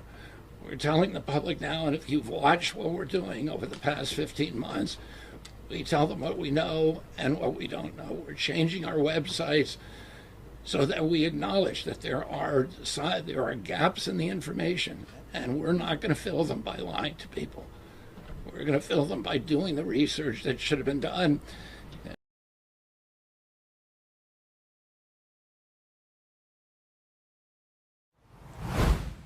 All right, so RFK Jr. speaking truth right there about the whole COVID thing. I mean, obviously that was horrible back in 2020. That was not fun to go through, needless to say. Soon we're going to be going to the Big Apple. We'll be talking about Mayor Mamdani as he's hiring what some are calling a propaganda staff to control the flow of information to and from New Yorkers. You may have seen the president of the Staten Island Young Republican Club, Robert Burkhead, join us from time to time. Well, he'll be joining us from Staten Island in just a little bit. Before we get to that and before we get moving on with our broadcast, we're going to do some more of that live chat interaction as we stand by for Robert. And let's go to All Family Pharmacy in the meantime, though. All right, so June is here, of course, finally, right? You know what that means, traveling, vacation, the kids are out of school, and you're just running around like a wild person. Of course, as the head of your family, you need to make sure everything's ready to go. You know, the food is stocked, the drinks are stocked, but did you remember to get everyone's medicine? Or did you get your son's antibiotics or your wife's allergy medications? The last thing you want in the middle of a vacation is to need medications that you just can't get. That's why All Family Pharmacy is here, because if you could be prepared with everyday prescriptions, that's a good thing, right? Emergency medications and more. From hormone and thyroid support to weight loss, energy, antibiotics, antivirals, and anti-aging, along with hair support, it's all in one place. You order online and they handle everything for you without all of that runaround. They even take care of the doctor's prescription if you don't have one, and will ship everything directly to your door. So get what you need now so you don't have to worry later. Go to allfamilypharmacy.com/RSBN and use code RSBN10 today and get prepared for summer. Again, that's allfamilypharmacy.com/RSBN. Also, Birch Gold Group, you know, for the first time since World War II, our national debt held by the public has exceeded GDP. And of course, this is the wake-up call that we're seeing in America. Our crucial mistakes of the past, specifically reckless government spending, have caught up to us. So what's next? Higher inflation, higher prices, higher cost of living expenses, and higher interest payments on the national debt. Every dollar Washington spends on interest is a dollar it has to fix or tax, borrow, or print. Smart retirement planners prepare for potential setbacks And they can do that by diversifying with a time-tested asset known for weathering the storm. Physical gold from our trusted friends at Birch Gold Group. So all you have to do is text the word Trump to 989898. You'll get more information from Birch Gold Group. You get that free info kit all about converting an existing IRA or 401k into a tax-sheltered IRA in physical gold. Of course, you don't pull the ripcord on your parachute once you've already hit the ground. So don't wait for economic turbulence to diversify. Just text Trump to that number, 989898, and you can own some gold from Birch Gold. Great sponsor here on Right Side Broadcasting Network as it's 4:46 Eastern Time.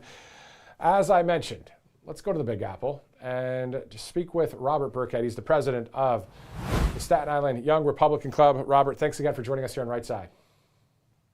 Great to be with you, Matthew. You too.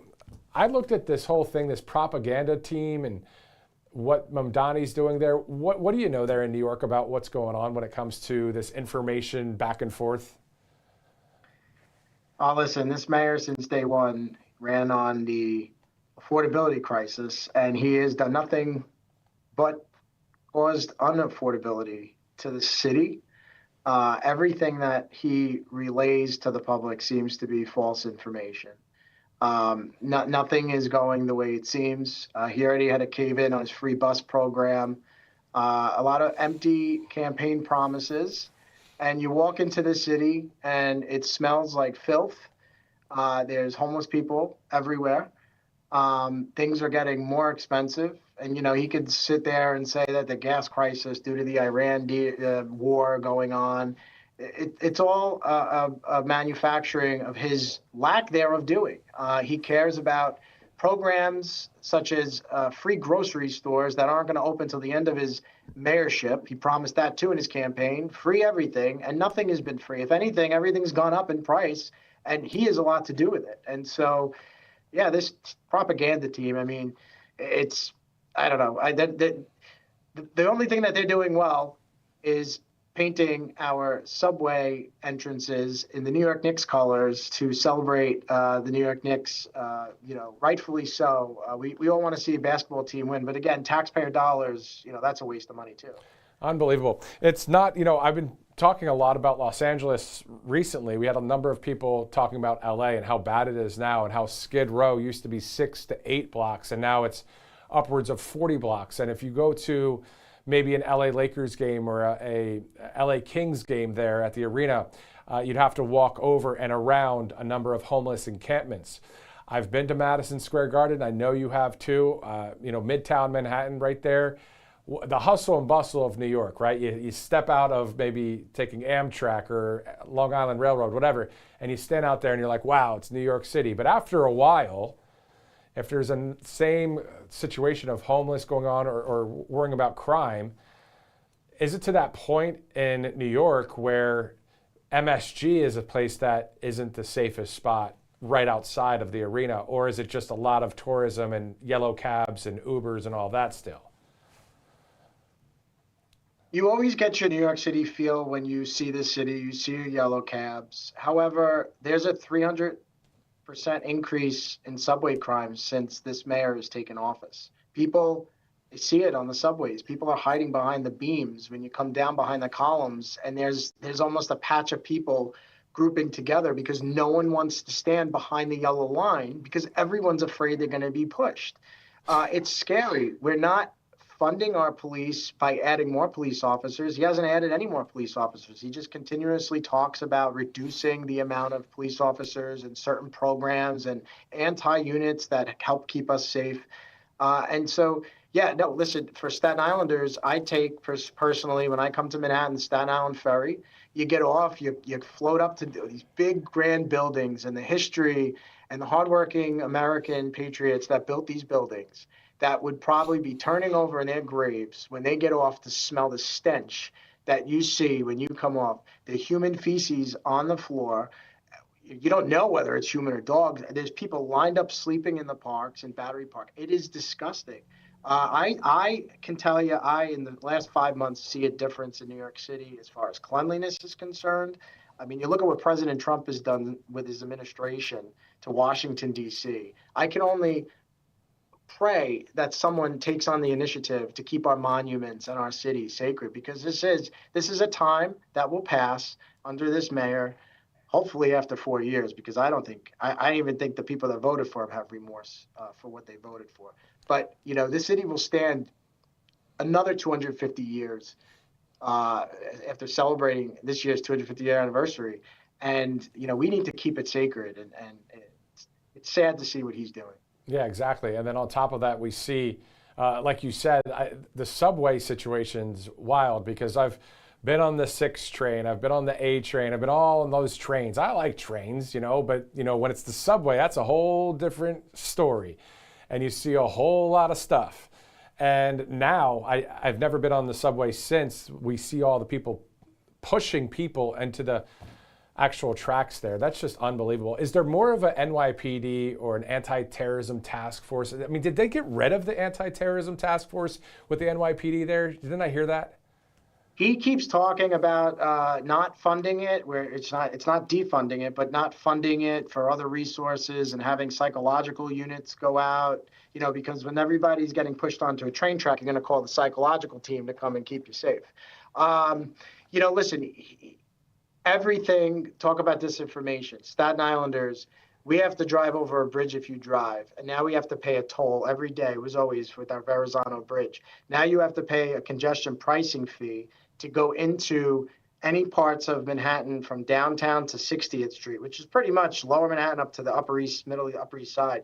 And it's forcing people now to do what? Use mass transit. Well, guess what they did? They raised the MTA fare. So they're forcing people to use their system of transit, but they raised the prices on everything. It's everything that this guy has touched has been a lie. He's the first mayor in 60 years not to show up for the Israeli parade. We are a diversified city. I'm a Catholic, but I have family that's half Jewish as well. Insulting that you're the mayor of New York. You represent everyone. You should be marching in every parade, and religion, and should be what our values consist of should be top and front as the leader of one of the biggest cities in the world. On the New York Post, I saw the photo of what Mamdani was doing during that parade. He was riding in some other part of town in a suit on a bicycle. First of all, a suit and bicycle, okay, maybe back in the, 20s, 30s.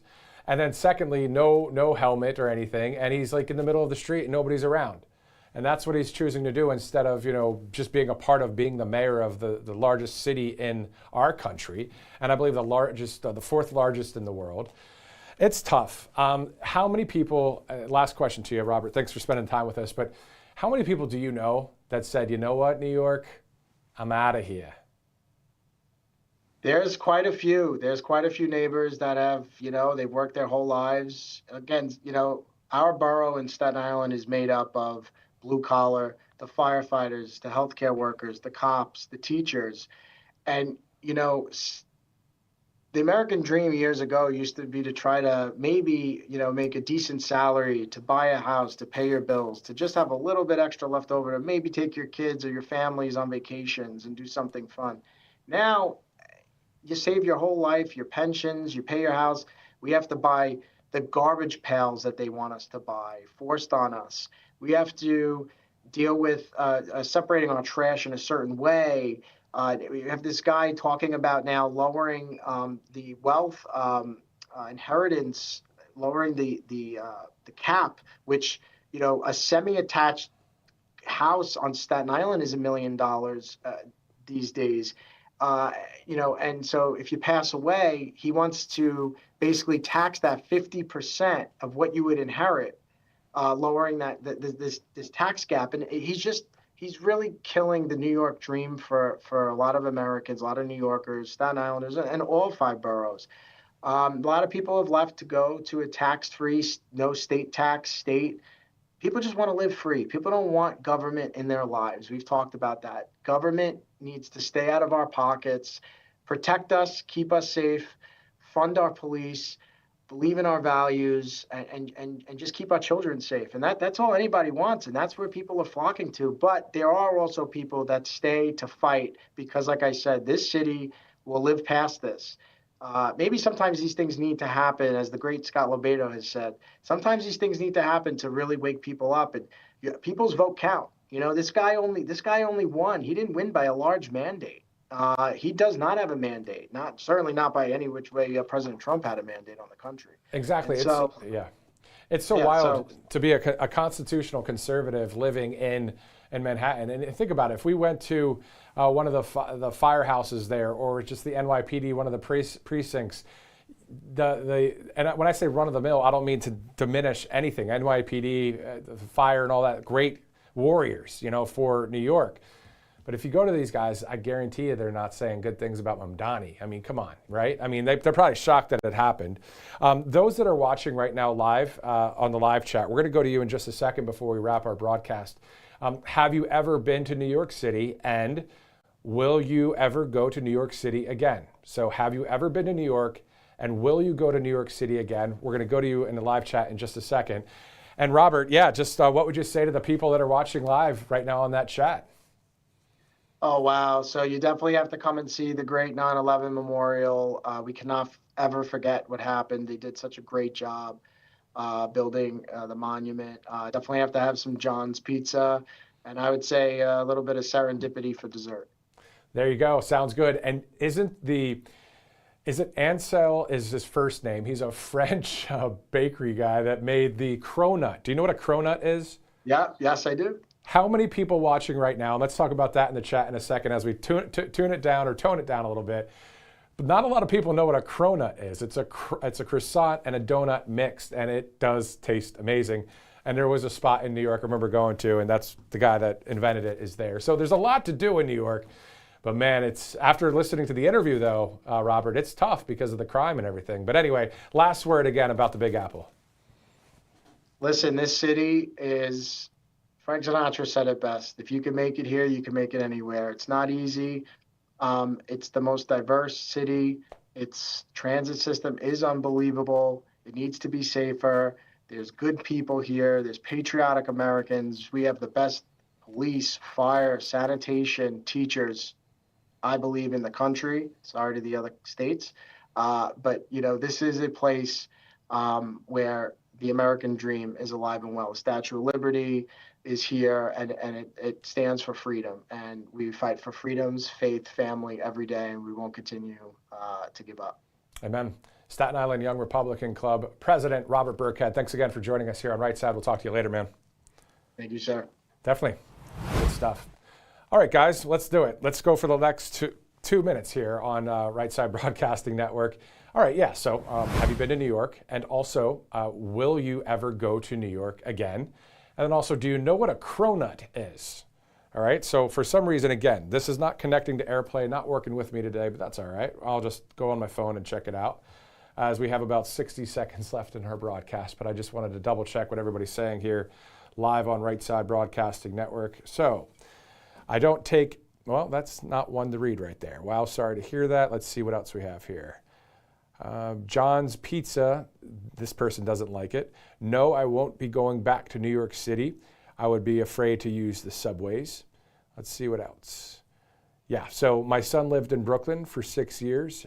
Parts were beautiful and parts were pretty bad. Yeah, so I've been to Brooklyn as well. My mom originally from Brooklyn. Anyway, good stuff. It's 4:59, Monday, June 1st. A little bit of a slow news day in the sense of we didn't have anything open press from the White House, but at the end of the day, that makes us better because you know what? We have to get more interviews, more videos, more things to talk about, which is totally fine as we're on the right side of history, guys, for God, family, and country. That's what we do this for. And you know what? Screw the fake news. They're against all of the major part of our country, the most people of our nation that are on the right side of history. They've been lying to us for years. We're David and they're Goliath, and figuratively speaking, we know who wins. For all of us here at Right Side Broadcasting Network, I'm Matthew Alvarez. We have to go to MyPillow first. That's what the director just said. Let's do it. MyPillow.com. There's Mike Lindell, of course, 800-836-7566. MyPillow.com/RSBN.